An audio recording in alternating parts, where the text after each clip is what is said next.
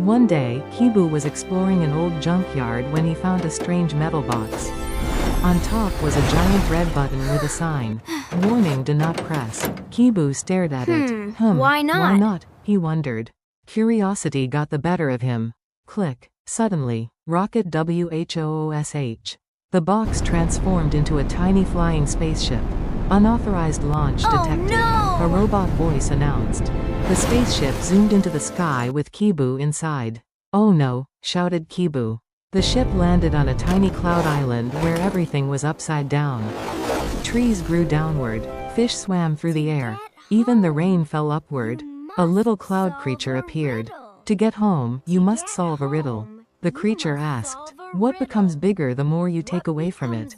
Kiboo thought hard. Then he smiled. A hole. Correct, cheered the creature. The spaceship reappeared and flew him back home. As he stepped out, the metal box vanished. Only a note remained. Curiosity can lead to adventure, but wisdom. Next time, maybe I'll read the instructions first.